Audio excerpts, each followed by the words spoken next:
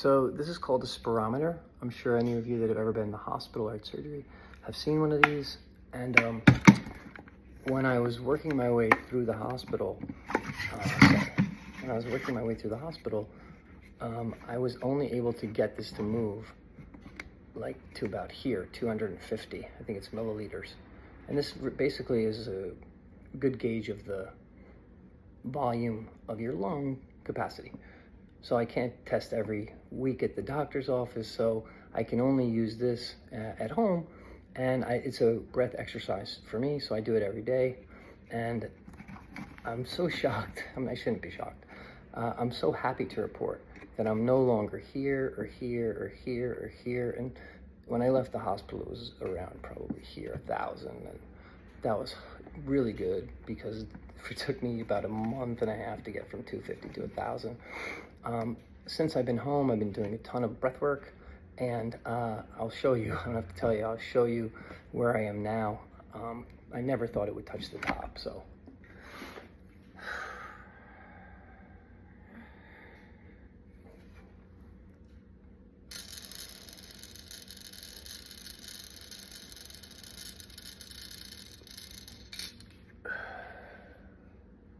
So that just touched the top. I've been doing other exercises to expand my lung capacity. So I'll take one of those breaths for you, or 2 or 3. I'm gonna do something called lung packing right now. So I'm gonna fill my lungs to the top, and then I'm gonna hang on a second, and then I'm gonna see if I can suck a little more in 2 or 3 times. And then I'm gonna just relax and allow that to try to expand my left lung. I'm also gonna close my eyes and really think about inside of my body, that expansion.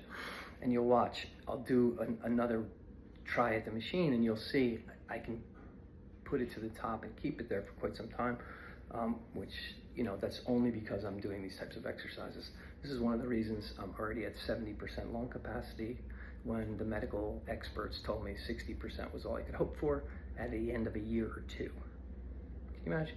Anyway, here's how it goes. So try to breathe in your belly, ribs, and chest. So we're filling everything up and then taking 2 or 3 sips of air. So I'm gonna go.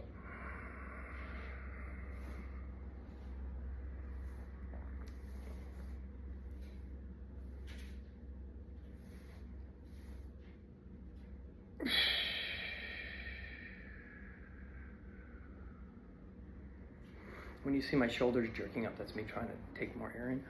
I'm sitting in a crappy seat, but I'll try to sit a little taller. So you see the belly, ribs, and chest move as I breathe in.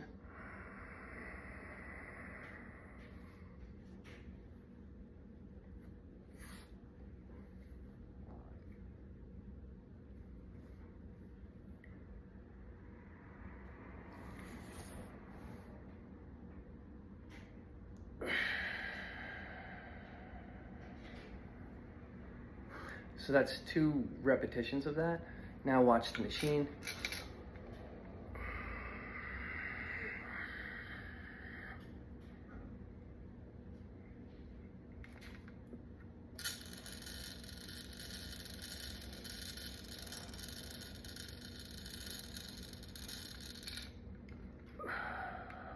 And you can probably notice once it hit the top, I continue to breathe in, and it stayed there for, you know, for me that's eternity, but it's probably a second, 2 seconds.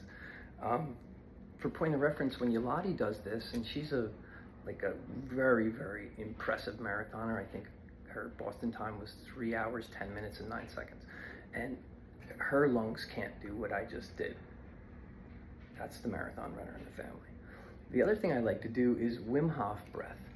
So I'll take, and I'm not gonna do 30, so I'll just do 10 Wim Hof breaths. And you can only imagine, that's what the lung is capable of. I'm pushing it, I'm exercising it. So it'll come back when I'm not exercising it to somewhere baseline, but it'll be a little bit past where the baseline was. So the other one I'm using right now is Wim Hof breathing. I love Wim Hof, I think he's amazing. And I've been back into the ice barrels. If you've been looking at any of my stories, you see I'm back into the ice barrel.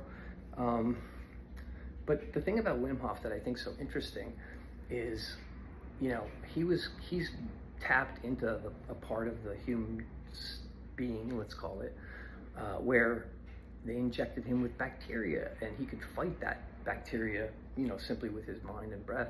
He It's not hard to learn. He took a group of students who had no knowledge of it, took them to the hospital, taught them the breath once, I think, and that they all had the same experience. So when I was in the hospital, my immune system was as low as an AIDS patient. That's how low my immune system got. And they were super concerned that it wasn't going to come back. So again, I tested that, with blood work. I tested that when I got home from the hospital after about a month. So they had a baseline of what it looked like in the hospital, and then they were really concerned they were going to have to do some immunotherapy to me. And I said, just give me a month, let me go home. And I didn't tell them I was going to Wim Hof, but I did. And by the time I got back after the month, I had my immune system higher than it was before I went into the hospital. So I'm trying to bulletproof my immune system. And the reason I say these things is I love to tell my children and anyone that will listen, I'm not an extraordinary individual, just an average human being that has unfortunately been placed into some pretty extreme circumstances, or unfortunate circumstances, both with my own health now, which is a new perspective, and also with Yolati's health over the years of our marriage. Anybody can do what I do, like anybody. So I'll show you Wim Hof. It goes very like this. The central nervous system works the same in everyone. I know we like to think we're all unique, but we're not. The entire time we're inhaling, our heart rate is increasing. The entire time we're exhaling, it's decreasing. I can on an inhale take in a lot of air, and exhale a little bit. This will fill my body with oxygen from the air.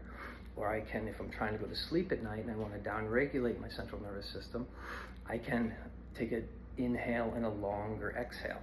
And that works for anyone. Whether I like to breathe through my nose, based on yoga and what I've learned. But when I teach, I try to meet the person where they are. So if someone can't breathe through their nose, physiologically it's the same thing. As long as you breathe out longer than you breathe in and slower, you'll calm down. So Wim Hof's a little bit different than that. We're going to charge the body up.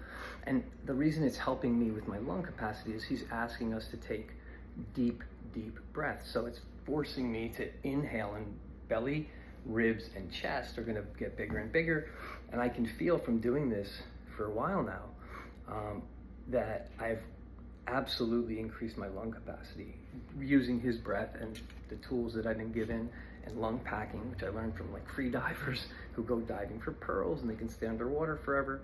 This just happens to be a topic of interest for me, and thank God it is, because it really came in handy. So here comes Wim Hof.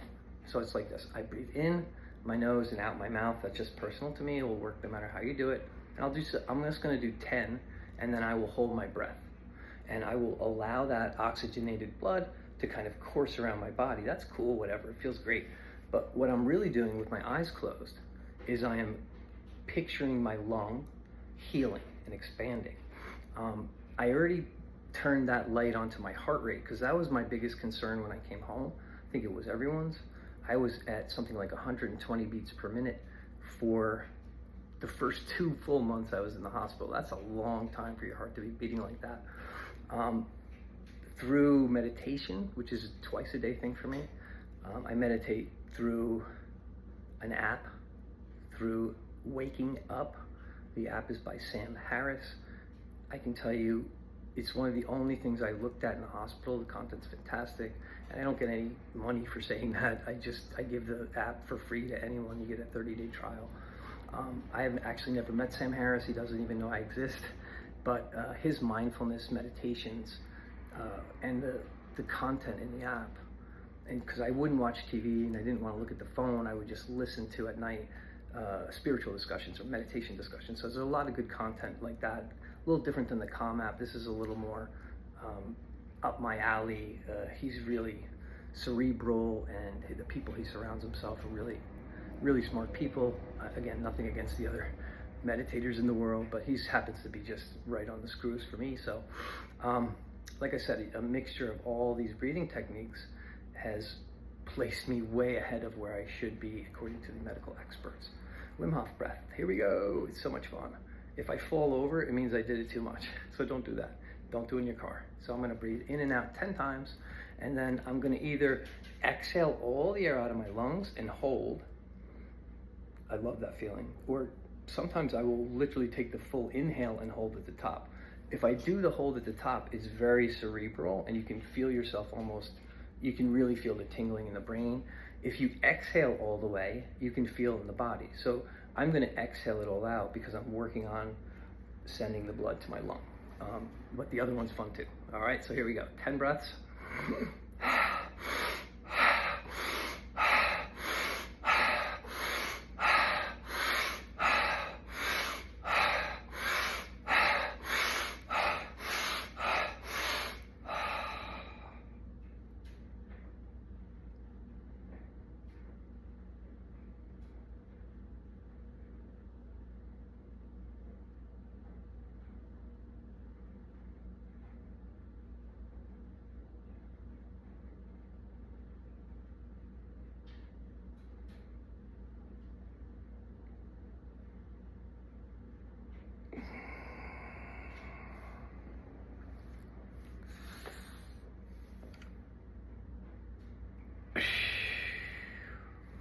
I've been using that, and I did that for much shorter for the purpose of the video. The longest I've ever held my breath for 1 minute, and this is again dangerous, please, I'm very trained in this. I did about 30 breaths, 8 or 10 times. So I did the sequencing that we just discussed. I did it like 8 or 10 times. So each time you do it, the body gets more acclimated to it. So the longest I've ever done it for is 11 minutes and 36 seconds. 11 minutes and 36 seconds. And that was a complete exhale. So that's one part of one breath. And then that lasted about 6.5 minutes. And then I pulled the air in like you saw me do here, and I held for another, let's say 5 minutes. So it was like 11 minutes and 36 seconds. It was a long time. But please don't do that. And I don't do that anymore. I don't go near that anymore. When I first started going in the ice barrel, I had ego all over me, just to me. And I was trying to break his record, which was like an hour at the time. That year I spent going in and out of the ice barrel, I eventually made it to something like 37 minutes was the longest I stayed. And I was really on the peak of learning what's called tumu breathing from some Tibetan monks, and I tried to study a little bit further than Wim Hof because I couldn't figure out how he was staying in the ice, and it turns out he's basically tapping into this Tibetan technique. It's called tumu if you want to look it up. And that's basically like meditating, imagining or picturing that in your belly there's a fire, and as you inhale, that fire just builds up and it heats the body. And I'm going to say to you like this, by the time I figured that out, some other guy broke the world record, and it's now 4 hours. It's probably more than that now because I haven't looked, but I was not going to stay in the ice for 4 hours. That would be silly. So I just stopped trying to be so, I don't know, over the top, for lack of a better word. So now when I go in the ice barrel, it's for 3 minutes, and I do a beautiful breath. It's wonderful. I feel very beautiful. And I don't need to stay in there for 30 minutes or 40 minutes or an hour. I'm getting all the benefit of the plunge. I'm getting all the benefit of that meditation, just putting a little governor on myself. And I'm doing the same thing with these Wim Hof breaths as I'm practicing. For me, it's there to expand my left lung and to use the meditative part of it to try to tap into my autonomic nervous system. So with my heart rate, I've been very able to do that. So like I said, I came out of the hospital 120 beats a minute, and I went a couple days ago, I think I was at 34 beats a minute. And this morning, so 34 beats a minute is better than like most professional marathoners in the world. It's better than even my wife, who has a very low heart rate.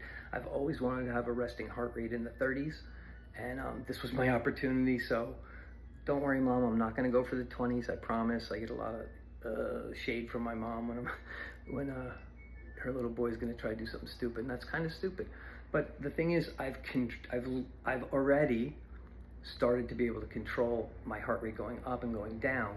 And in fact, if you go to my Instagram today, in fact, during a 12-minute meditation, I purposely raised my heart rate from like a mid-40s to 85 the first time, and then I brought it all the way to 97 the second time, and then I brought it back down. So please don't think you're limited in any way, shape, or form by what the medical science tells you, what you've read. There's so much poor information out there about basically all kinds of things in this world that we're living in, this world of recovery, this world of yoga, this world of fitness. There's a lot that is good too. So I have good mentors. I'm a very studious person, so I'm going to read as much as possible. And I think the thing that's interesting about me versus a lot of the rest of the world is that I unfortunately have had to live through it instead of teaching it. I'm the student this time, and now I've taken my own teachings. I've taken Wim Hof's teachings. I've taken the Tibetan monks' teachings. I've taken Patrick McEwen from the Oxygen Advantage. I'm a certified instructor by him. He's wonderful as well. One of the reasons I was able to, unfortunately, last so long and not go to the hospital was his practice is a lot of becoming CO2 tolerant. So I was walking around when I went into the hospital with a blood oxygen below 80%. And for most people, you would just really feel uncomfortable and pass out. And I'm not saying I didn't feel uncomfortable, I did, but it was, I am always I can't remember the word hypoxic. I'm always like that when I'm training, and I train lots of weird and awesome techniques from him. So I'm not just pulling from one person or another. James Nestor's another one. If you haven't read his book, Breathe, it's spectacular because he lived all of the things that he researched. So when he wanted to find out about nasal breathing, he packed his nose for like 3 weeks and breathe through his mouth in a study. So I like people that have gone through the fire and come out the other end with information. I am now one of those people. Before this, I was theoretically teaching. Now I have watched it in practice. I'm sharing this with you guys because I think it's important to not limit yourself. And I love that. I don't know if any of you are marathon people, but there's Eliud Kipchoge is the world's GOAT when it comes to marathoning, and I remember watching him break the 2-hour barrier with Nike. My wife and I were jumping up and down, and his comment was, "No human is limited," and that is something that rings in my ear every day. That's something that rang in my ear when I was trying to get through it in the hospital. It's still just as applicable today. It's applicable to me, and it's applicable to you. Most people that aren't put into extraordinary circumstances like I was do not have to tap that, or I shouldn't say it that way. I tell you right now, getting that sick was the single greatest gift I could have ever been given. And why do I say that? It's crazy. I lost 40 pounds of muscle that it took me I'm 57. It took me 20 years to put on all the muscle I had. Now it's gone. But I'm alive because of that. And like I say, no human is limited. I don't know where I'm going to go with like my recovery. I know I don't care anymore whatsoever if I have a 6-pack of abs or I can press into a handstand. I don't care about that stuff. That's not to say it didn't happen. You know, when I came out of the hospital, 113 pounds. When I got home, maybe like 2 weeks into it, I don't know what happened, but I dropped something on the floor and my hands were both down there. So for whatever reason, it was almost like muscle memory. I put my hands down and I was like, hey, I wonder if you can press up into a handstand. No way I thought I would be able to because I lost everything muscle-wise and all that. And I have scar, they took a piece of my lung out. This is all scarred up, and it's, Lottie just now working on myofascial release. I'm not gonna turn around, but it's all in the back. And sure enough, I didn't do a pike press, but I floated right up into a straddle press. And that's, to me, like, no human is limited. I'm 2 weeks out of the hospital. I weigh 115 pounds. I have no muscle. It's all bone and skin. But my body remembered that, and it was safe and peaceful for me. There she is. Anyway, I'm going to sign off right now, and I'm going to head up to my room and do one more meditation before I go to work. Thanks, everybody, for listening.